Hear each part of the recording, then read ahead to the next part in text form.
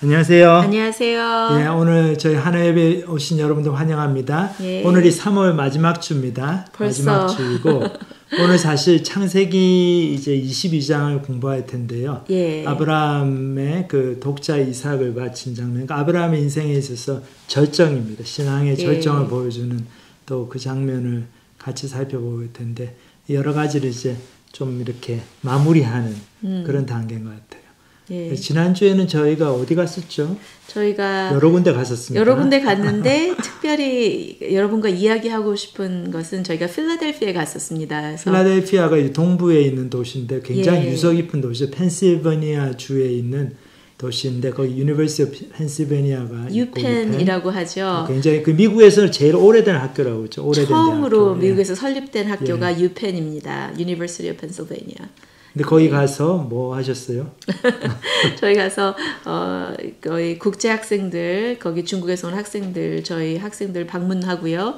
그 다음에 첫 번째로 거기 유펜에서 유학생 예배를 드렸습니다. 주일날 예배를 드리고 첫 좋은 번째 시간을. 굉장히 좀 역사적인 의미가 예. 있는 그런 국제 우리 유학생들을 위한 예배를 학생들 4명 왔죠. 4명이 예. 굉장히 많이 온 겁니다. 사실 처음 시작하는 그룹인데 토요일날 우리 예배 한번 하자 해가지고 주일날 급하게 한 거라서 이렇게 학생들이 예. 와서 감사했는데 예. 그 중에 한 학생이 니키다라는 학생이 저희들이 UC 샌디에고에서 저희 남가주에서 사역할 때 저희 이제 성경공부 그룹을 통해 가지고 예수님을 막 믿게 된 그런 학생이죠. 막 믿게 되고 UC 샌디에고 학생이었죠. 예, 그때. 그리고 대학원을 유펜으로 가게 되었습니다.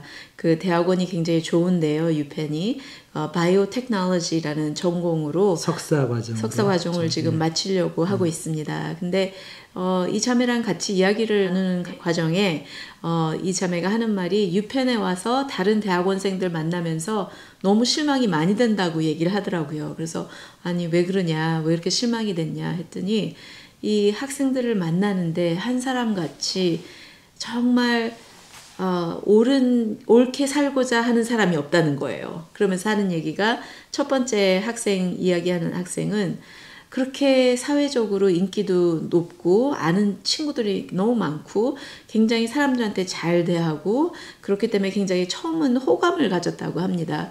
근데 알아가면 알아갈수록 계속 숙제 보여달라. 지난번에 시험 나온 거 그거 답안지 좀 보여달라. 그러니까 좀 자기 유익을만 챙기고 예. 그거를 위해 가지고 이제 사람들하고 인간관계를 맺는 그런 그러면서 학생이에요. 굉장히 잘해주면서 프레셔를 주면서 은근히 그런 것들을 요구하는 모습을 보면서 자기가 정말 너무 실망하게 됐다고. 그래서 정말 그 텍스트 문자 오고 그러는데 회신 안 하고 그랬더니 금방 그 관계가 끝나더라 하면서 그런 이야기를 했고요. 또 한 사람은 우리 자매가 그 아버님의 사업 때문에 좀 듣는 클래스가 있습니다. 엔트러프리어 하는 그런 어떻게 스타트업하고 그런 것들을 공부하면서 그 스타트업 컴퍼니 사장님이시죠. 근데 그 사업을 돕기 위해서 그런 수업을 하나 들었는데요. 그거를 알게 되니까 어떤 한 학우는 어떻게 스타트업을 시작했냐, 자금은 어떻게 했냐, 어떻게 하면 돈 많이 벌 수 있을까, 내가 뭘 할 수 있을까, 어떻게 해야 돈 많이 버냐, 계속 그런 질문을 해오는데 와 너무 끈질기게 그런 질문을 해와서 정말 너무 실망이 됐다고 그런 얘기도 있고요. 그러니까 전 정말 친구 사귀고 인간관계 정말 참된 관계성을 맺고 그런 데는 관심이 없고 전부 다 자기의 이해 타산에 맞는 그런 거를 갖고 있으면은 다 달려 들어가지고 친구 하자고 그러고 잘해주고 막 그런데 사실은 보면은 그게 정말 친구를 하고 싶어서가 아니고 이용을 하는 거죠.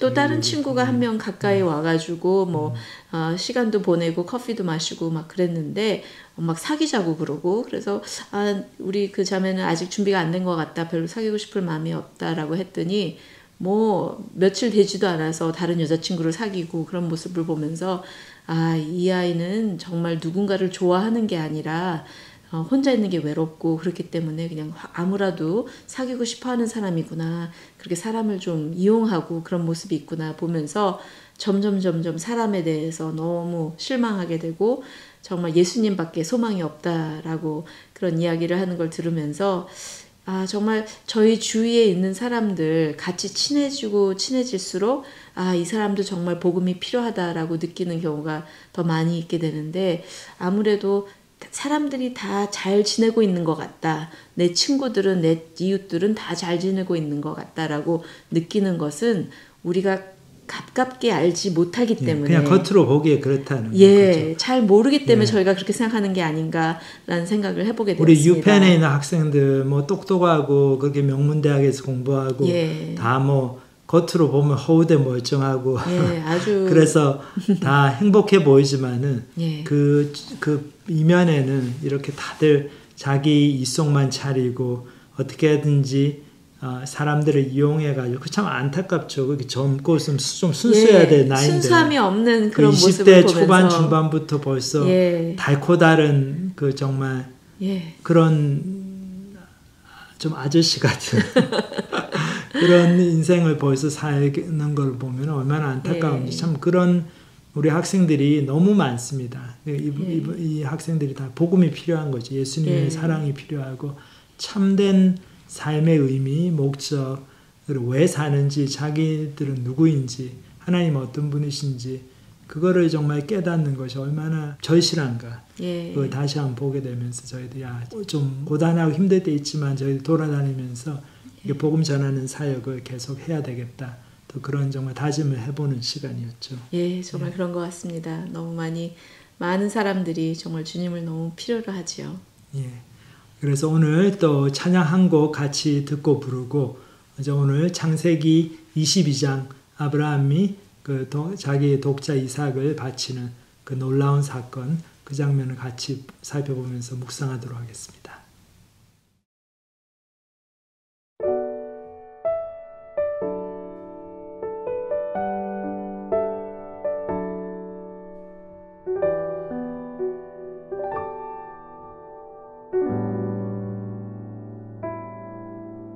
나 무엇과도 주님을 바꾸지 않으리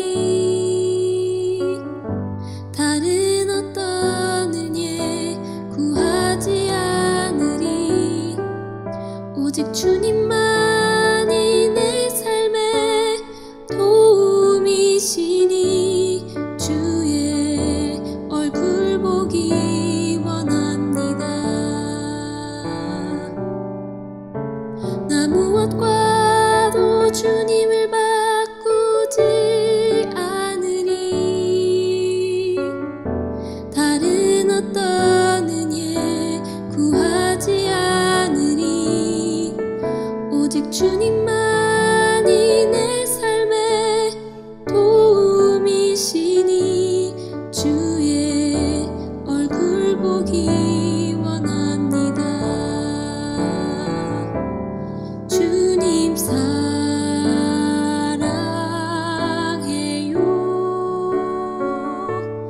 온 맘과 정성 다해 하나님의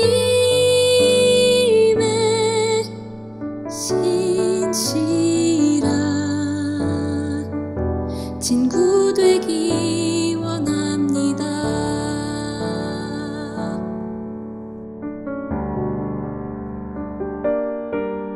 나 무엇과도 주님을 바꾸지 않으리 다른 어떤 은혜 구하지 않으리 오직 주님만이 내 삶의 도움이시니 주의 얼굴 보기 원합니다. 주님 사랑해요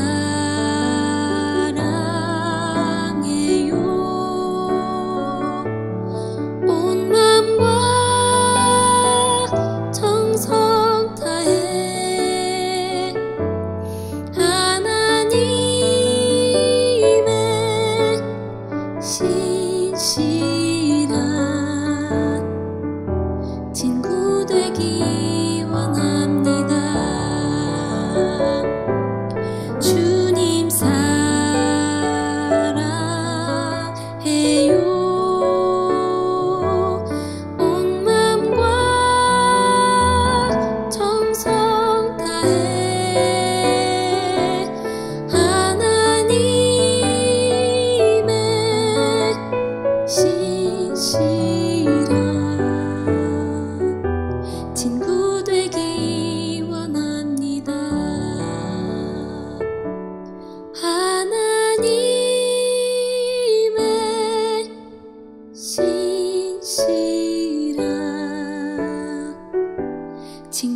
되기 원합니다.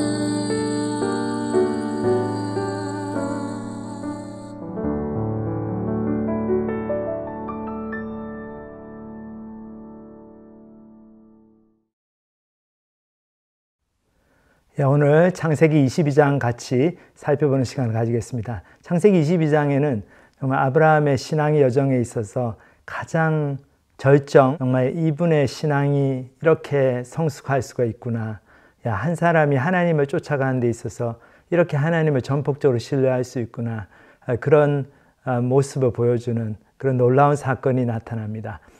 창세기 22장 저희들 말씀을 같이 살펴보겠습니다. 창세기 22장 1절부터 2절까지 제가 읽겠습니다. 그 일 후에 하나님이 아브라함을 시험하시려고 그를 부르시되 아브라함아 하시니 그가 이르되 내가 여기 있나이다. 여호와께서 이르시되 네 아들 네 사랑하는 독자 이삭을 데리고 모리아 땅으로 가서 내가 내게 일러준 한 산 거기서 그를 번제로 드리라. 자, 여기 보면 하나님께서 백세에 주신 아들 독자 이삭, 그 이삭을 모리아 산으로 데리고 가서 번제물로 바치라 이렇게 말씀하십니다. 근데 여기서 이제 번제라고 하는 거는 이스라엘 사람들에게 하나님께서 주신 그 제사제도 중에 한 예법인데 그 제물, 그 동물의 그 피를 다 뽑고 그리고 모든 관절을 다 꺾은 다음에 이 내장을 제거하고 그리고 나머지 고기 부분을 다 불에 태워가지고 하나님께 그 제물로 드리는 그런 전적인 헌신, 하나님 앞에서 전적인 헌신을 나타내는 그런 제사법이었는데 이거를 가지고 사람에게 적용을 해가지고 그 독자 이삭을 백세에 하나님께 주신 약속의 아들 이삭을 번제로 바치라. 정말 이런 좀 황당한 그런 명령을 주시죠. 하나님께서 하나님의 사람들에게 가끔씩 어려운 명령을 주시는데 정말 여기서 아브라함에게 주신 이 명령만큼 어려운 명령은 성경에 없는 것 같습니다. 그래서 참 이 구절을 저희가 볼 때 하나님께서 어쩜 이러실 수가 있나 또 그런 마음이 들기도 하고 그냥 읽어가지고는 좀 이해하기 힘든 구절입니다. 근데 여기서 이제 하나 짚고 넘어가야 될 게 아브라함에게 하나님께서 이 말씀을 주신 이 명령을 주신 때가 바로 아브라함의 신앙이 그만큼 성숙해가지고 하나님의 그 말씀을 이런 어려운 말씀도 받아들일 수 있는 그런 영적인 수준이 되어 있는 그런 상태였기 때문에 하나님께서 이런 말씀 주셨습니다. 참 아브라함의 신앙 여정을 생각해 보면 많은 굴곡이 있었죠. 많은 어려움들이 있었고 하나님께서 많은 상황들을 통해 가지고 아브라함의 그 믿음을 연단시켜 가셨습니다. 그래서 때로는 아브라함이 믿음을 지켜 가지고 정말 승승장구할 때도 있었지만 때로는 또 아브라함이 겁을 확 먹어 가지고 또 하나님 앞에서 인간적인 수술을 부리다가 안 믿는 사람 앞에서 망신도 당하고 근데 또 하나님께서 나타나셔서 아브라함을 구해주시고 또 그런 장면들도 많이 있었습니다. 근데 그런 어떤 모든 신앙의 올라감과 내려감 그런 것들 통해 가지고 아브라함의 믿음이 점점 자라게 되죠. 그래서 이 22장의 이 말씀도 처음에 보면 그 일 후에 이런 단어로 이런 구절로 시작하죠. 그러니까 어떤 일이 있었습니까? 아브라함에게 21장 그 전장을 보면은 두 가지 일을 볼 수가 있습니다. 하나는 아브라함이 자기 아내 사레의 말을 들어가지고 사레의 여종 하갈을 통해서 낳은 아들 이스마엘. 근데 아브라함에게 있었던 유일한 아들이었으니까 그렇죠. 이삭을 낳기 전까지는 얼마나 아브라함이 그 이스마엘을 예뻐했겠습니까? 그리고 아브라함 딴에는 이스마엘이 이제 이게 아마 하나님께서 주신 약속의 아들일 거다. 뭐 꼭 그렇게 어머니가 우리 와이프여야 되냐? 사라가 아니더라도 사라 여종으로 통해서도 하나님께서 아들을 주셨으면 됐지. 그렇게 생각을 하고 열심히 키웠겠죠. 근데 여기 보면은 하나님께서 약속의 아들을 주신 이삭이 사라를 통해서 태어난 다음에 그 자기 형 이스마엘과 이삭 사이에 갈등이 벌어지죠. 여기 본문을 보면은 아이가 자라매 젖을 떼고 이삭이 젖을 떼는 날에 아브라함이 큰 잔치를 베풀었더라. 사라가 본즉 아브라함의 아들 애굽 여인 하갈의 아들이 이삭을 놀리는지라. 그가 아브라함에게 이르되 이 여종과 그 아들을 내쫓으라. 이 종의 아들은 내 아들 이삭과 함께 기업을 얻지 못하리라 하므로 아브라함이 그의 아들로 말미암아 그 일이 매우 근심이 되었더니 하나님이 아브라함에게 이르시되 네 아이나 네 여종으로 말미암아 근심하지 말고 사라가 네게 이른 말을 다 들으라. 이삭에게서 나는 자라야 네 씨라 부를 것임이니라. 그러나 여종의 아들도 내 씨니 내가 그로 한 민족을 이루게 하리라 하신지라.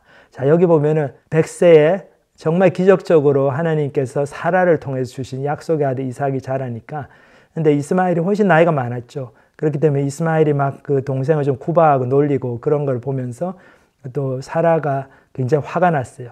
그래서 아브라함에게 저 이스마엘을 쫓아내라 그런 얘기를 합니다. 근데 아브라함으로서는 자기의 첫 번째 아들이죠. 이스마엘이. 그렇기 때문에 굉장히 근심을 합니다. 이 아이를 어떻게 쫓아내나 그러면서 근심하고 있을 때 하나님께서 나타나셔서 약속을 주시죠. 여기 보면 아브라함이 그의 아들로 말미암아 그 일이 매우 근심이 되었더니 하나님이 아브라함에게 이르시되 네 아이나 내 여종으로 말미암아 근심하지 말고 그랬어요. 걱정하지 마라. 내가 다 너의 첫 번째 아들이었던 이스마엘도 다 먹여 살리겠다. 그러면서 이런 말씀하시죠. 그러나 여종의 아들도 내 씨니 내가 그로 한 민족을 이루게 하리라 하신지라.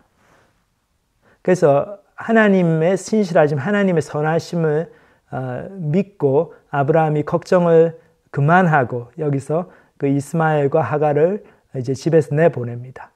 그래서 이게 어떻게 인간적으로 생각해 보면 참 어떻게 그럴 수가 있나 비정한 행동 같았지만 이게 사실 신앙의 결단이었습니다. 그리고 하나님께서 이스마엘을 통해서 또 큰 민족을 주신다. 그 이스마엘의 후손을 축복해 주신다고 하신 그 하나님의 약속을 믿는 믿음의 행위였죠. 그렇게 해서 이스마엘을 내보냅니다. 그게 아브라함이 그 믿음이 자라게 되는 결정적인 계기가 되는 그런 사건이었죠. 아브라함 믿음이 얼마나 성장했는가 그걸 보여줍니다. 그 두 번째 사건, 21장에 나타난 두 번째 사건은 아비멜렉과의 평화조약이죠. 이 아비멜렉은 어떤 사람입니까? 이게 사람 이름이 아니고 그 블레셋 지방의 그 왕으로 있는 사람의 그 직분의 이름, 호칭이죠. 그렇기 때문에 이 아브라함이 이 블레셋 주위에 그 이방인들에 둘러싸여 가지고 그렇게 살고 있었지만은 정말 아비멜렉으로부터 큰 존경을 받고 그래서 아비멜렉이 와가지고 야 네가 하는 일에 모두 하나님께서 이렇게 축복해 주시니까 나는 네가 믿는 하나님 앞에 저주를 받으면 안 되니까 너하고 나하고 이제 평화조약을 맺자. 그래서 절대로 우리도 너를 침략하지 않고 너도 우리를 해하지 않는 그런 평화조약을 맺자고 얘기합니다. 여기 이제 본문을 보면은 그때에 아비멜렉과 그 군대 장관 비골이 아브라함에게 말하여 이르되 네가 무슨 일을 하든지 하나님이 너와 함께 계시도다. 그런즉 너는 나와 내 아들과 내 손자에게 거짓되이 행하지 아니하기를 이제 여기서 하나님을 가리켜 내게 맹세하라. 내가 네게 후대한 대로 너도 나와 네가 머무는 이 땅에 행할 것이니라. 아브라함이 이르되 내가 맹세하리라 하고. 그래서 여기 보면 블레셋 땅의 사람들 그 서슬펄은 굉장한 군사력을 갖고 있던 블레셋 땅에 아브라함이 살고 있었지만 굉장히 당당하게 살았습니다. 그래서 블레셋 사람들이 볼 때도 아브라함이 이 아브라함에게는 하나님이라는 신이 있어가 여호와라는 신이 있어서 아브라함은 우리가 함부로 건드리면 안 된다. 그래서 아브라함을 굉장히 존경하고 두려워하고 그렇게 관계를 맺어 나갔습니다. 정말 여기서 보면 아브라함이 그 가나안 땅의 이방인들을 둘러싸여서 또 블레셋의 그 강력한 군사력을 맞이하면서도 그 바로 옆에서 그렇게 살면서도 비굴하지 않고 겁내지 않고 하나님의 인도하심과 하나님의 약속을 따라 살았기 때문에 이 블레셋의 왕인 아비멜렉이나 군대 장관 비고 이런 사람들이 와가지고 평화조약을 맺자고 그러고 그 정도로 아브라함의 믿음이 많이 성장했습니다. 근데 여기 이제 보면은 이렇게 아브라함 믿음이 성장했지만 결정적으로 하나님께서 아브라함의 믿음을 마지막으로 테스트하시는 그 장면이 나오는 거죠. 무엇을 가지고 테스트를 하십니까? 아브라함에게 가장 소중한 것, 가장 아브라함이 사랑하는 것을 하나님께 드릴 수 있는지 그거를 가지고 아브라함의 믿음을 테스트를 하십니다. 여기 보면은 이런 말씀을 주시잖아요. 여호와께서 이르시되 네 아들 네 사랑하는 독자 이삭을 데리고. 그러니까 하나님께서 아시죠? 얼마나 아브라함이 이 독자 이삭을 사랑하는지. 그리고 하나님께서 직접 주신 약속의 아들이니까 또 얼마나 항상 보면서 기분이 좋고 야 드디어 내가 하나님의 은혜로 이렇게 축복된 삶을 사는구나. 그리고 하나님의 약속이 이루어지는구나. 그런 감사한 마음 그리고 뿌듯한 마음, 자부심 그리고 사랑하는 마음 정말 이 아이를 위해서라면 정말 모든 것을 다 바칠 수 있고 내 한 목숨 다 주어도 아깝지 않은 우리 한국 아버님들 어머님들 그런 말씀하시잖아요. 내 눈에 넣어도 하나도 아프지 않은 그런 금지옥엽 같은 그런 아이 이삭인 것을 하나님께서 아시죠. 그래서 네가 그렇게 사랑하는 독자 이삭 그 이삭을 나한테 바치라. 번제로 드리라. 이런 말씀을 주십니다. 얼마나 힘들었겠습니까? 근데 참 놀라운 게 아브라함이 이 하나님께 주신 이 명령에 즉각적인 반응을 보입니다. 3절 4절에 아브라함이 아침에 일찍 일어나 나귀의 안장을 지우고 두 종과 그의 아들 이삭을 데리고 번제에 쓸 나무를 쪼개어 가지고 떠나 하나님이 자기에게 일러주신 곳으로 가더니 제3일에 아브라함이 눈을 들어 그곳을 멀리 바라본지라. 자, 아브라함이 바로 즉각적으로 순종합니다. 그래서 아침 일찍 떠나요. 그냥 길을 떠납니다. 그래서 종 두 사람을 데리고 그리고 그 번제로 쓸 나무도 다 챙겨가지고 떠나죠. 그리고 막 열심히 걸어가지고 3일 만에 그 모리아산에 도착했습니다. 이 모리아산은 사실 예루살렘 그 성읍 근처에 있는 산인데 뭐 이 당시엔 예루살렘 성읍이 건축되기 전이었죠. 근데 이 산이 바로 예수님께서 십자가에서 못 박혀 돌아가신 그 갈보리산하고 같은 지역에 있는 산, 같은 산으로 그렇게 학자들이 보고 있습니다. 근데 아브라함은 브엘세바에 살았는데 브엘세바는 팔레스타인 지역에서 가장 남단이고 거기서 예루살렘 모리아산까지 가려면은 꽤 먼 길입니다. 몇십 마일 걸어야 되는데 부지런히 걸은 것 같아요. 3일 만에 도착했습니다. 근데 여기서 이제 저희가 하나 엿볼 수 있는 게 뭡니까? 아브라함이 정말 즉각적으로 순종하려고 애를 쓰는 마음. 왜 그렇게 했습니까? 아브라함도 알았죠. 자기가 자기를 신뢰할 수 없다는 거예요. 아브라함 마음속에 뭐 갈등이 왜 없었겠습니까? 아들을 정말 바쳐야 되나 너무 마음도 아프고 괴롭고 그렇지만은 하나님을 신뢰를 했어요. 하나님께서 무슨 뜻이 계시겠지. 아이가 죽어도 하나님께서 다시 살려주시겠지. 하나님께서 약속으로 주신 아들인데 이 아들이 어떻게 죽겠나. 죽더라도 살려주실 거다. 그리고 자기가 또 그런 믿음의 갈등이 있기 때문에 믿음이 약해지기 전에 빨리 순종하려고 합니다.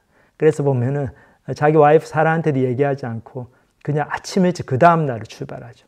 만약에 사라한테 얘기를 했으면 어떻게 됐겠습니까? 사라는 특히 이제 믿음도 아무래도 아브라함보다 좀 약하고 또 어머니니까 뭐 절대로 못 간다 그랬겠죠. 뭐 내 눈에 흙이 들어가기 전에 못 가니까 나를 죽이고 가라. 뭐 그러고 울고불고 했을 것 같아요. 그걸 아니까 아브라함은 아내 사라한테 얘기도 안 하고 그냥 그래서 두 종과 다 번제할 제물과 칼을 가지고 갑니다. 왜 그렇습니까? 거기 가지고 갔는데 혹시 또 나무가 없고 그러고 시간이 지체되면 또 자기 마음이 변할까 봐. 그래서 이렇게 빨리빨리 한 것 같습니다. 저희도 여기서 이제 하나 볼 수 있는 영적인 진리가 하나님께서 말씀 주실 때 힘든 말씀일수록 빨리 순종해야 됩니다. 순종할 마음이 있을 때 빨리 결단하고 행동에 옮기는 거. 그거 너무 중요하죠. 사단이가 우리한테 쓰는 큰 계략이 뭡니까? 이렇게 다음에 하자. 그 소위 다음에 막이라는 거죠. 오늘은 오늘 다 교회 가려고 그랬는데 오늘 좀 일어났는데 허리도 아프고 아이고 또 비가 오네. 그러니까 다음 주에 갑시다. 그 가려고 다 차까지 다 준비해 가는데 가는 길에 또 차가 빵꾸가 났네. 타이어가 빵꾸가 났어. 그러니까 다음 주에 또 가지. 그래서 또 미루게 하고 다음에 하자 그렇게 자꾸 미루게 하죠. 그러면 사람이 하나님 말씀에 순종하려고 마음이 들고 막 하려고 하다가도 또 시간이 지나면 어떻습니까? 우리가 연약한 육신을 가진 또 두려움이 많은 존재이기 때문에 우리의 믿음이 완벽할 수가 없죠. 100% 확신 그런 거 없습니다. 다 갈등이 있고 의심이 들죠. 근데 그 의심이 점점 모락모락 피어납니다. 그리고 점점 두려워지죠. 그러면은 이제 하나님의 말씀 순종을 못하는 거죠. 하나님 말씀인 줄 알고 하면은 축복받는다는 거 알지만 그거 못하게 돼요. 그렇기 때문에 하나님 말씀이 떨어졌을 때 힘든 말씀일수록 빨리 순종해야 됩니다. 마음이 있을 때 순종해야 되는 거죠. 참 이게 귀한 영적인 진리인 것 같습니다. 우리의 마음은 우리 자신도 다스릴 수가 없어요. 많은 경우에. 그리고 우리가 믿음을 발휘하려는 그 순간이 굉장히 귀한 순간입니다. 성령님께서 역사하신 순간이고 그 순간을 우리가 붙잡고 믿음을 발휘해가지고 뭘 해야 됩니다. 하라고 한 거를. 성경을 읽은 마음을 주실 때 성경을 이제 책을 펴가 읽어야 되고 이런 설교를 듣고 싶은 마음이 들 때 좀 이렇게 인터넷이 잘 안 되고 좀 테크니컬 어려움이 디피컬티가 있더라도 그걸 참고 견디고 자꾸 물어가면서 딴 사람의 도움 받아서라도 그렇게 해서 말씀을 들어야 되는 거죠. 근데 그거를 이제 그렇게 안 하고 시간을 보내면은 그 다음에 그 마음이 사라집니다. 제가 그때도 말씀드렸지만은 제가 대학 다닐 때도 보면 우리 후배들 중에 고등학교 3학년 때 정말 믿음이 자라가지고 열심히 신앙생활 하려고 그러는데 어머니 아버지가 장로님 권사님이고 그런데도 애가 이제 고3 이제 시험 봐야 되니까 고등부에 못 나가게 해요. 그리고 너 나 따라서 아침에 7시 예배 아침 예배 드리고 바로 독서실 직행 아니면 학교로 가서 보충 수업 그렇게 해라. 신앙생활은 너 서울대 들어가면은 좋은 학교 들어가면 그때 해도 안 늦으니까 1년만 참아라 그래. 근데 그래서 애가 뭐 어떻게 해요? 참아야지. 그래서 1년을 참으면 어떻게 됩니까? 아이가 이제 좋은 학교 들어갔네? 근데 그러고 나서 아이가 교회 열심히 나오나요? 안 그러죠. 그렇게 영적으로 갈급했던 그 시절에 부모님이 그렇게 좀 위선적인 모습, 부모님의 이중적인 모습을 보면서 그 부모님의 신앙에 실망하고 그 다음에 본인도 그때 말씀으로 공급받지 못하고 그냥 공부만 하고 입시 걱정만 하고 그러니까 자기 힘으로 열심히 해가지고 입시는 잘 됐지만 뭐 하나님 은혜로 됐다고 하나님께 기도하기도 뭐 하죠. 왜냐하면 자기가 믿음을 발휘하지 않았기 때문에. 그러니까 대학 가가지고는 그 신앙의 열심 그리고 하나님을 찾고 싶어하는 영적인 갈급함 그런 게 다 없어져 버려요. 그래서 시간이 많은데도 이제 교회 안 오죠. 그렇기 때문에 이게 무섭습니다. 저희들이 하나님이 기회를 주실 때 내 마음이 좀 열릴 때 그때 순종해야 된다. 그리고 저희 어떤 유혹이 올 때 우리가 유혹을 이길 마음이 있을 때 그때 빨리 뭘 해야 되는 거죠. 어떤 목사님이 그러시더라고요. 자기가 호텔에 갈 때마다 들어가자마자 그런데 이 텔레비 좀 치워달라고. 나 이 텔레비 안 보니까 좀 미안하지만 좀 치워주세요. 그러면서 하시는 말씀이 텔레비 치워달라는 얘기를 오전 11시에는 막 그런 마음이 있어가지고 하기가 쉬운데 밤 11시에 하려면 힘들다는 거죠. 그때는 또 보고 싶은 마음이 들고 유혹이 많기 때문에 그 말을 차마 못하게 된다. 근데 참 이런 것들이 우리 신앙에 있어서 중요한 역할을 합니다. 우리가 정말 하나님 말씀 주셨을 때 즉각적으로 순종하고 너무 이러쿵저러쿵 생각하지 않고 빨리 순종해서 그렇게 따라가면 하나님의 놀라운 은혜 그리고 하나님이 살아계심을 점점 체험하게 됩니다. 그래서 아브라함도 그걸 알았어요. 자기 믿음이 지금은 믿음이 있는데 결단한 마음이 있는데 시일을 끌면은 이거 없어진다. 그걸 알았겠죠. 그동안 얼마나 많은 실수를 했습니까, 아브라함이. 많은 성공도 했지만 믿음의 성공도 했지만 또 많은 믿음의 실패를 겪으면서 그만큼 이제 성숙해진 거죠. 자기의 약함을 압니다. 그래서 바로 순종을 합니다. 그래서 3일 열심히 걸어서 왔어요. 이제 그 다음에 어떻게 됩니까? 여기 보면 이 아브라함이 종들에게 이르되 너희는 나귀와 함께 여기서 기다리라. 내가 아이와 함께 저기 가서 예배하고 우리가 너희에게로 돌아오리라 하고 아브라함이 이에 번제나무를 가져다가 그의 아들 이삭에게 지우고 자기는 불과 칼을 손에 들고 두 사람이 동행하더니 이삭이 그 아버지 아브라함에게 말하여 이르되 내 아버지여 하니 그가 이르되 내 아들아 내가 여기 있노라. 이삭이 이르되 불과 나무는 있거니와 번제할 어린 양은 어디 있나이까. 아브라함이 이르되 내 아들아 번제할 어린 양은 하나님이 자기를 위하여 친히 준비하시리라 하고 두 사람이 함께 나아가서 하나님이 그에게 일러주신 곳에 이른지라. 자, 모리아산에 가까이 왔어요. 왔는데 이제 그때부터는 종들을 그 나귀와 함께 거기에 머무르라고 그러죠. 자기하고 자기 아들만 불과 칼 그리고 나무를 가지고 올라갑니다. 왜 그렇습니까? 또 여기 보면 아브라함이 지혜죠. 종들을 데려가면은 막상 이제 아브라함이 이삭을 칼로 죽이려고 그러면 이 종들이면 가만히 있겠습니까? 종들은 아브라함 같은 믿음은 없었겠죠. 그러니까 이 아브라함 할아버지가 우리 주인이 노망이 났나 보다. 드디어 이제 디멘시아가 왔나 보다.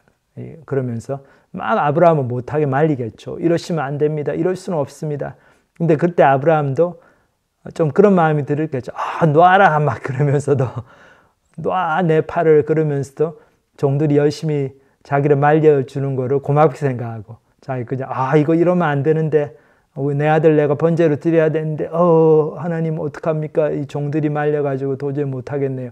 그러고는 아마 돌아갔을 거예요. 그리고 속으로는 기뻐했겠죠. 야 고맙다 너희들이 나를 말려줘서. 아브라함은 그거를 다 알았기 때문에 자기가 또 그런 유혹을 받을 거라는 거를 너무나 생각을 다 깊이 하고 있었기 때문에 종들을 남겨두고 자기하고 이제 자기 아들만 올라갑니다. 근데 올라가는데 아들이 굉장히 참 마음을 찌르는 질문을 하죠. 여기 보면은 불과 나무는 있거니와 번제할 어린 양 어디 있나이까 그럽니다. 근데 아브라함이 그때 야 번제할 어린 양은 바로 너다. 그 얘기는 차마 못하죠. 근데 아브라함이 굉장히 놀라운 말을 합니다. 이렇게 보면 뭐라고 합니까? 아브라함이 이르되 내 아들아 번제할 어린 양은 하나님이 자기를 위하여 친히 준비하시리라 하고 그랬어요. 근데 이제 아브라함이 이 말을 하게 된 동기가 뭘까 생각해 보면은 물론 아브라함이 그냥 둘러대는 당장 아들한테 진실을 얘기하면은 아들이 막 도망갈 것 같아서 둘러대는 면도 있었겠지만 또 그 반면에 아브라함이 또한 또 그거를 정말로 믿었지 않았겠나 그런 생각도 듭니다. 왜 그렇습니까? 그게 사실이죠. 하나님께서 준비해 주신다. 그리고 이삭을 바치더라도 내가 내 손으로 내 아들을 이 독생자 아들을 죽이더라도 하나님께서 무언가 계획이 계실 것이다. 이 아들을 살려주신다. 결국 하나님께서 모든 것을 다 준비하고 계시다. 그 믿음이 있었습니다. 그 믿음이 있었기 때문에 이런 대답을 굉장히 자신 있게 할 수 있었습니다. 근데 이 자신감은 어디서 나올까요? 이게 자신감이 아니고 믿음이죠. 무엇을 믿고 있습니까? 아브라함은 하나님의 약속을 믿고 있습니다. 하나님께서 그렇게 여러 번 말씀해 주신 그 약속의 말씀 뭡니까? 너를 통해 낳을, 너와 사라를 통해 낳을 이 이삭을 통해서 너의 후손들을 바다의 모래알처럼 하늘의 별처럼 땅의 티끌처럼 많게 하겠다. 그리고 너의 후손을 통해서 온 백성이 복을 받게 하겠다. 그 약속을 주셨죠. 아브라함은 그 약속을 철두철미 믿고 있었습니다. 무엇인가 하나님이 준비하신 계획이 있다. 하나님께서 살려주실 거다. 하나님께서 자신의 재물을 준비해 주실 거다. 그 믿음이 있었습니다. 그래서 이제 그 번제할 장소로 갔어요. 그리고 어떻게 됩니까? 여기 본문을 보면 이 아브라함이 그곳에 제단을 쌓고 나무를 벌려놓고 그의 아들 이삭을 결박하여 제단 나무 위에 놓고 손을 내밀어 칼을 잡고 그 아들을 잡으려 하니 여호와의 사자가 하늘에서부터 그를 불러 이르시되 아브라함아 아브라함아 하시는지라. 아브라함이 이르되 내가 여기 있나이다 하매 사자가 이르시되 그 아이에게 네 손을 대지 말라. 그에게 아무 일도 하지 말라. 네가 네 아들 네 독자까지도 내게 아끼지 아니하였으니 내가 이제야 네가 하나님을 경외하는 줄을 아노라. 여기 보면 아브라함이 제단을 쌓고 나무를 벌려놓고 아이를 결박을 해요. 근데 이삭이 그 당시에 나이가 이렇게 조그마한 아이가 아니었습니다. 적어도 10대 후반 또 야살의 책이라고 하는 유대인의 문헌을 보면은 이삭이 한 30대 중반은 되었다. 이렇게 또 기록을 하고 있어요. 그러니까 이삭이 청소년, 청년이든지 아니면 장년이든지 그런 나이였습니다. 그리고 아브라함은 지금 100살이 훨씬 넘은 할아버지고. 그러니까 이삭이 아브라함이 하려고 하는 일을 그 영적인 의미를 깨닫고 자발적으로 순종을 하지 않았다면 아브라함은 이삭을 제단에 결박할 수도 없었고 죽일 수도 없었겠죠. 근데 이삭이 본인이 이게 하나님께서 우리 아버지에게 주신 명령을 우리는 순종해야 된다. 그래서 그 순종의 제물로 자기가 드려지는 것을 기꺼이 응했습니다. 본인이 그것을 마음으로 다 받아들였습니다. 이삭이 그 하나님께서 아브라함에 주신 약속의 말씀 그리고 그 명령을 믿고 하나님의 뜻이 그렇다면 그리고 아버님께서 하시려는 것이 하나님의 뜻에 부합된 믿음의 행동이라면 그것이 저의 죽음을 의미한다고 해도 저도 기꺼이 순종하겠습니다. 그래서 이삭이 번제단 위에 스스로 올라가서 결박에 묶이고 그 죽음을 기다리는 그 장면 이게 그리고 그 자기를 번제로 태울 그 나무를 자기가 직접 지고 가는 장면 이게 예수 그리스도를 연상시킵니다. 그렇죠. 이 모리아산 자체가 갈보리산 예수님께서 십자가에서 못 박이신 그 산과 동일한 산이다. 그렇게 학자들이 보고 있는데 참 예수님의 모습을 볼 수가 있죠. 여기 보면 예수님도 아버지의 뜻을 따라가지고 그 죽음의 길을 순종하면서 갔습니다. 그래서 이삭의 그 번제단에 올라가서 결박에 묶여서 죽음을 기다리는 그 모습이 바로 우리 예수님께서 우리 죄를 위해서 하나님의 뜻에 순종해서 십자가를 지시는 그 모습을 예표한다. 그렇게 저희들을 볼 수 있습니다. 그래서 아브라함이 정말 죽이려고 했던 것 같아요. 그냥 딱 칼을 들어서 죽이려고 하다가 막 슬로우 모션으로 들어가가지고 또 하나님께서 스탑을 시키지 않나 이렇게 주위를 돌아보고 그런 게 아니고 여기 보면 너무나 빨리 죽이려고 해가지고 천사가 팍 나타나가지고 야 너 왜 이렇게 급하냐면서 아브라함아 아브라함아 두 번이나 부르죠. 급해가지고 야야 죽이지 마라 너 이제 됐으니까 그만해라고 그러면서 뭐라고 말씀해 주십니까? 그 아이에게 네 손을 대지 말라 그에게 아무 일도 하지 말라 네가 네 아들 네 독사까지도 내게 아끼지 아니하였으니 내가 이제야 네가 하나님을 경외하는 줄을 아노라.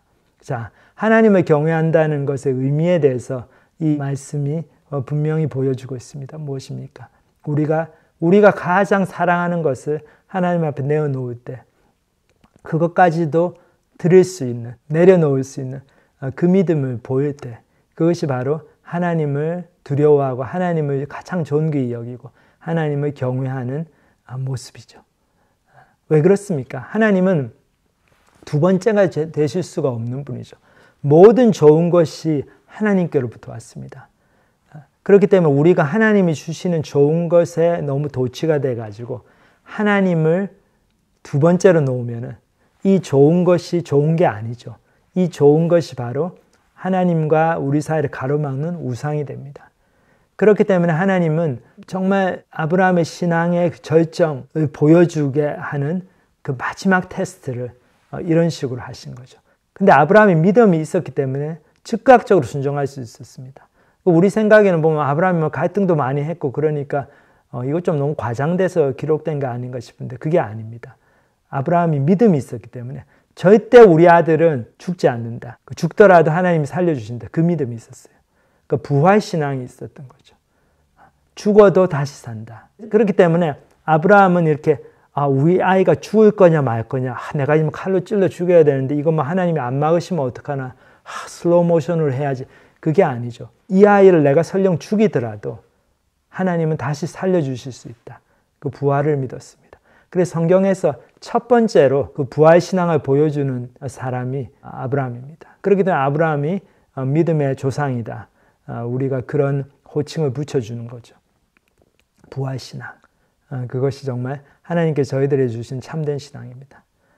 그래서 히브리서에도 보면은 그거에 대해서 말씀을 주고 계십니다. 아브라함은 시험을 받을 때 믿음으로 이삭을 드렸으니 그는 약속들을 받은 자로 돼 그 외아들을 드렸느니라. 그에게 이미 말씀하시기를 네 자손이라 칭할 자는 이삭으로 말미암으리라 하셨으니 그가 하나님이 능히 이삭을 죽은 자 가운데서 다시 살리실 줄로 생각한지라. 비유컨대 그를 죽은 자 가운데서 도로 받은 것이니라. 자, 그래서 아브라함이 하나님께서 내가 내 아들 이삭을 죽이더라도 다시 살려주실 거다. 왜냐하면 하나님의 약속은 우리 아들을 통해서 이삭을 통해서 내려간다고 분명히 그렇게 말씀하셨기 때문에. 그래서 아브라함은 자기 아들 이삭을 죽이더라도 하나님 살려주시겠다 하는 분명한 부활신앙이 있었습니다. 우리가 결국 하나님을 믿는, 예수님을 믿는 참된 믿음을 갖고 있다는 표시가 무엇입니까? 부활신앙이죠. 이 땅에서 내 인생이 안 풀리고 예수님 때문에 내 신앙 때문에 고난을 받고 그리고 이유는 잘 모르겠지만 인생이 안 풀려고 몸도 아프고 뜻대로 되는 일도 없고 그러더라도 괜찮다는 거죠. 왜냐하면 인생은 어차피 짧고 이제 이 땅의 인생이 끝난 다음에는 모든 것을 다시 역전시켜 주시는, 회복시켜 주시고 정말 나쁘고 힘들고 슬픈 일들을 다 잊게 만드시고 다 행복하고 기쁘고 즐거운 일로 되돌려 주시는 하나님의 놀라운 회복의 역사, 구원의 역사가 있다는 거죠. 그렇기 때문에 우리의 인생이 이 땅에서 아무리 힘들더라도 우리가 다시 부활하는 그날, 천국에서 예수님과 함께 다시 우리의 삶을 살아가는 그날에는 우리 인생의 모든 아픔과 눈물과 저주스러운 그런 일들이 다 풀어지고 하나님 앞에서 참된 평안, 참된 기쁨, 참된 정말 인생의 즐거움을 하나님을 찬양하면서 누리면서 그렇게 살게 된다는 거죠. 그래서 예수님께서도 저희들에게 이런 말씀을 주셨습니다. 요한복음 11장 25절에서 26절을 보면 예수께서 이르시되 나는 부활이요 생명이니 나를 믿는 자는 죽어도 살겠고 무릇 살아서 나를 믿는 자는 영원히 죽지 아니하리니 이것을 네가 믿느냐. 그러면 예수님께서 나는 부활이요 생명이니 나를 믿는 자는 죽어도 살겠고 그랬어요. 그래서 인생에서 보면 이렇게 이 땅에 살면서 예수님을 믿는 사람들 가운데서 어떤 사람들은 인간적으로도 인생이 잘 풀리고 잘 사는 사람이 있고 어떤 사람들은 병에 걸려서 일찍 죽는 사람들도 있죠. 정말 문자적으로 생각해도. 아니면 인생이 참 좀 불행해지고 아니면은 예수님 믿는 신앙 때문에 큰 핍박을 받아가지고 젊은 나이에 목숨을 잃기도 하고 집안에 많은 어려움이 생기기도 하고 많은 고난과 핍박을 받기도 하고 그런데 그때 그런 사람들이 뭡니까? 괜찮습니다. 예수님 뭐라고 하십니까? 죽어도 살겠고 네가 나 때문에 인생이 망쳐지고 죽느냐? 괜찮다. 내가 다시 살려주겠다. 그 말씀을 주시죠. 그리고 무릇 살아서 나를 믿는 자는 이 땅에서 잘 살고 별로 큰일 없이 어려움 없이 사는 사람들도 영원히 죽지 아니하고. 그러니까 우리가 이 땅에서 인생이 얼마나 잘 풀리느냐 잘 안 풀리느냐가 우리의 믿음을 걸어야 되는 진정한 이유가 아닙니다. 우리의 믿음의 진정한 근원은 무엇입니까? 우리가 진짜로 믿고 맡길 수 있는 참된 소위 말하는 백은 뭡니까? 예수님의 부활 사건이죠. 그리고 예수님께서 부활하신 것처럼 그것이 사실이기 때문에 우리도 부활한다. 그 부활 신앙이죠. 이 땅에서 내가 힘들게 살아도 괜찮다. 참 제가 전에도 말씀드렸지만 저희 어머니 생각하면 고생을 많이 하시고 하나님께서 젊었을 때 심장이 안 좋으시고 그래서 병으로 고생하셨는데 기적적으로 고쳐주셨어요. 그걸 통해 가지고 예수님을 믿게 되고 저희 어머니가 어머니 말씀에 따르면 굉장히 좀 세속적이고 세상적인 분이셨는데 하나님께로 회개하고 돌아오시게 됐습니다. 병치유의 역사를 통해서. 하지만 하나님께서 또 하나님의 주권적인 뜻 아래서 어머님의 그 건강을 완전히 회복시켜 주시지는 않았습니다.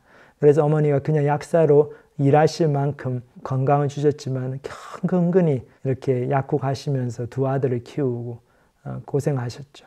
하지만 그 어려운 가운데서도 하나님을 신뢰하고 하나님 뜻대로 살아야 된다. 그 믿음을 지키시면서 그래서 두 아들에게 그 신앙을 전수해 주셨습니다. 저는 어머니 이렇게 옆에서 보면서 한 번도 어머니께서 하나님에 대해서 불평하고 원망하고 그런 것을 본 적이 없는 것 같아요. 기억이 안 나요.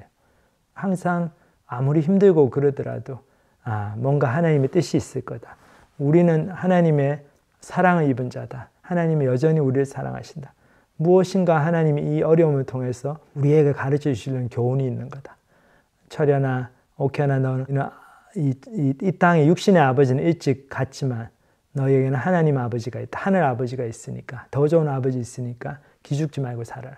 그런 말씀을 주셨어요. 그래서 이제 어머니 인생을 생각해 보면은 건강이 안 좋으셔가지고 뭐 아들이 미국에서 오래 살았지만은 이 미국에 한 번도 못 오시고 이렇게 좋은 구경 많이 못 하시고 했지만 그리고 많은 하고 싶은 일들 많이 못 하시고 했지만 그 인생이 낭비된 게 아니죠. 왜 그렇습니까? 어머니께서 어려운 가운데서도 몸이 아픈 가운데서도 하나님을 신뢰하고 하나님의 약속을 믿고 하나님의 사랑을 의심하지 않고 그렇게 사셨기 때문에 또 자녀들이 또 그런 믿음을 물려받고 지금도 기억이 나는데 우리 어머니 돌아가시기 며칠 전에 병원에 있는데 일본에서부터 전화가 왔죠. 그래서 우리 그때도 말씀드렸지만 나오키 형제라고 제가 버클리에서 ISM 국제사역 학생 그 성경부 가르칠 때 나오기 시작해가지고 거기서 예수님을 믿은 이제 일본 유학생 형제인데 형제가 이제 일본으로 돌아갔다가 제가 한국에 이제 어머니 병환 때문에 나와 있다는 소식을 저한테 전화를 해가지고 꼭 한국에 와가지고 어머니 뵙고 싶다고 그래서 뭐 하려고 괜찮다고 여기까지 왜 오느냐 그래도 뭐 그렇게 오겠다고 그래요. 그래서 비행기 타고 그 다음날 와가지고 기타 하나 들고 왔어요. 기타를 들고 와서 어머니한테 이제 찬양을 불러드리고 그러면서 이제 영어로 얘기하면 제가 통역하고 그랬는데 어머니 인생은 너무 복받은 인생입니다. 그리고 저는 어머님을 너무 존경합니다. 왜냐하면 어머님의 신앙 때문에 우리 철현 형제가 이렇게 그 신앙을 물려받아가지고 성경부를 가르쳐 주시고 그래서 제가 그 성경부를 통해서 예수님을 믿고 이렇게 천국의 소망을 가지고 사는 사람이 되었습니다. 얼마나 감사한지. 그러니까 어머니께 감사하다는 말씀. 그 어머니 인생 너무 잘 사셨다. 축복받은 인생이다. 너무 남는 인생 사셨다. 그 말씀을 드리러 왔습니다. 뭐 그렇게 얘기하니까 얼마나 참 감사한지. 저희 어머니가 그때 너무 편찮으셔가지고 말씀 많이 못하셨지만 다 들으시면서 얼마나 마음이 위로되었겠습니까? 참 하나님 믿는 사람들 이 땅에서 정말 제일 소중하게 생각하는 걸 잃어버릴 때라도 너무 마음이 아프죠. 하지만 그래도 저희에게 소망이 있는 것이 하나님께서 다 갚아주신다. 정말 마지막에 막 역전 말로 홈런을 쳐주시는 마지막에 모든 것을 바꿔주시는 그런 하나님이죠. 그런 부활신앙 그거를 아브라함이 처음으로 보여줬습니다. 근데 여기 보면 이제 하나 참 재미있는 것이 하나님께서 이런 말씀을 하시죠. 그 천사가 네가 네 아들 네 독자까지도 내게 아끼지 아니하였으니 내가 이제야 네가 하나님을 경외하는 줄을 아노라. 하나님께서 아브라함의 마음을 다 아셨을 텐데 아브라함이 어떤 믿음의 상태인지 아셨을 텐데 여기 보면 아브라함이 정말 순종해가지고 그 자기의 믿음을 행동으로 보여줄 때에 하나님께서 이제 네가 너희 독자라도 아끼지 않고 나에게 바치는, 나를 첫 번째로 생각하고 사는 그런 하나님 경외하는 사람인 줄 알겠다. 참 순종의 중요성을 보여줍니다. 우리 믿음이라고 하는 게 생각, 마음 그것만 가지고 다 되는 게 아니죠. 마음이 안만 있어도 그것을 행동으로 옮기지 못하면 그거는 참된 믿음이라고 보기는 어려울 것 같아요. 그래서 저는 마음은 너무나 있습니다. 그렇게 막 말로는 그러시는 분들이 막상 시간이 돼가지고 하나님께 뭐 드려야 되고 하나님께 시간 드리고 물질 드리고 할 때 주저하고 다음에 하겠다고 그러고 핑계대고 그런 것은 참된 믿음이 아니죠. 아브라함처럼 그 마음에 있는 신앙을 정말 전격적으로 주저없이 신속하게 즉각적으로 순종하는 정말 그 모습 속에서 이 사람이 정말 믿음이 있구나. 그거를 볼 수가 있고 하나님도 그렇게 순종으로 보여지는 믿음을 참된 믿음으로 인정해 주십니다. 자, 그 다음에 어떻게 됩니까? 이제 본문을 보면 아브라함이 눈을 들어 살펴본즉 한 수양이 뒤에 있는데 뿔이 수풀에 걸려 있는지라 아브라함이 가서 그 수양을 가져다가 아들을 대신하여 번제로 드렸더라. 아브라함이 그 땅 이름을 여호와 이레라 하였으므로 오늘날까지 사람들이 이르기를 여호와의 산에서 준비되리라 하더라.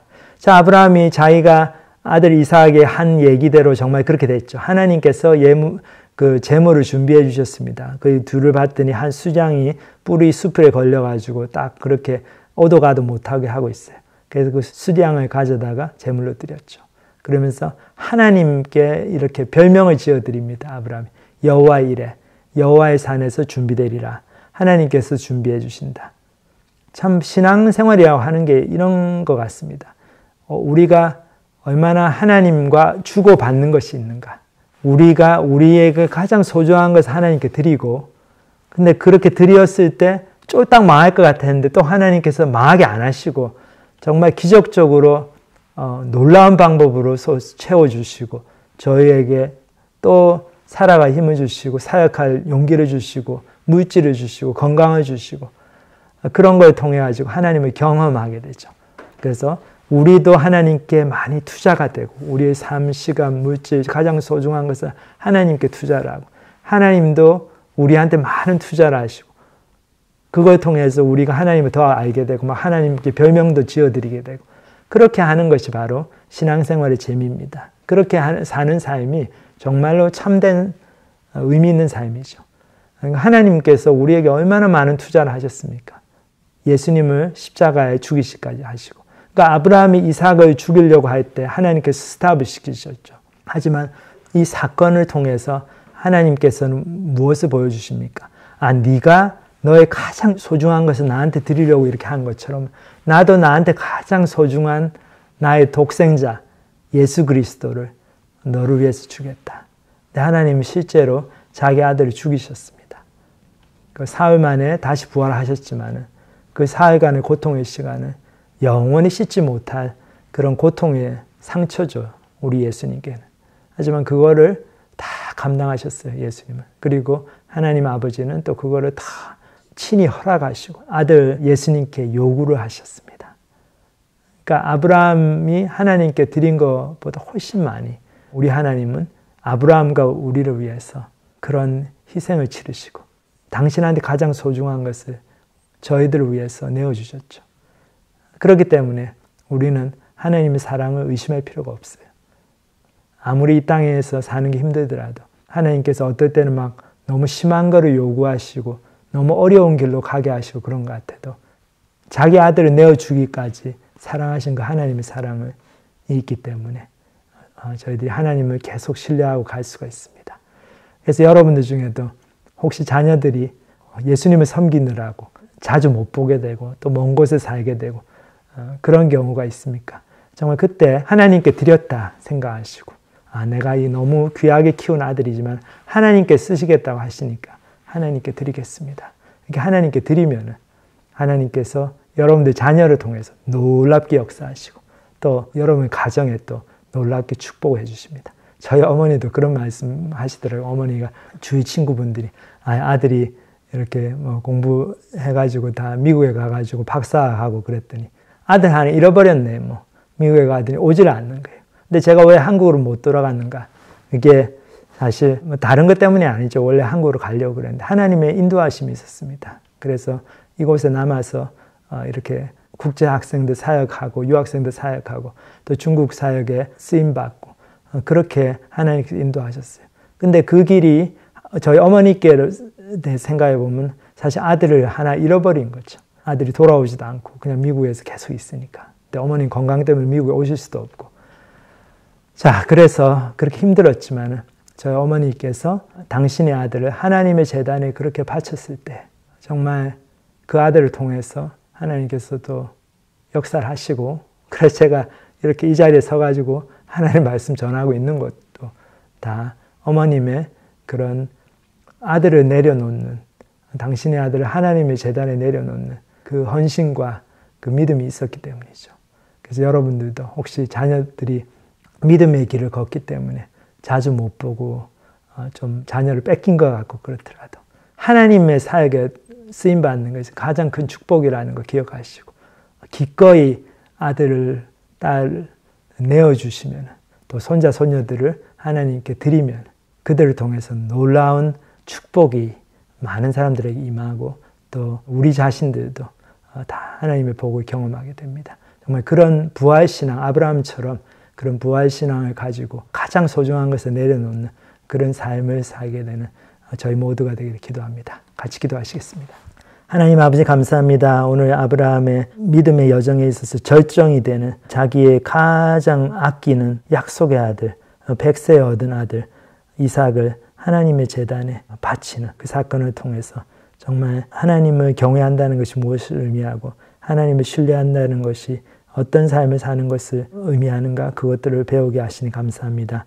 저희도 저희 삶에서 저희들이 너무나 소중하게 생각하는 것들, 참 내려놓기 힘든 것들, 하나님의 제단에 내려놓음을 통해서 하나님의 큰 사랑을 더욱 경험하고 정말 그렇게 할 때 저희가 더욱 하나님의 은혜를 경험하고 하나님의 더 큰 축복을 받는다는 것을 기억하면서 저희를 위해서 독생성자 예수 그리스도를 아끼지 않고 제단에 내어주신 그 하나님이심을 저희들이 기억하고 그 약속을 반드시 지키시는 부활의 약속을 지키시는 우리 하나님인 것을 믿고 저희도 아낌없이 저희에게 주신 모든 소중한 것들을 아들이든 직장이든 돈이든 그것이 무엇이든 간에 다 주님의 제단에 내려놓는 저희들이 될 수 있도록 축복하여 주시옵소서. 감사를 드립니다. 예수님의 이름으로 기도합니다. 아멘.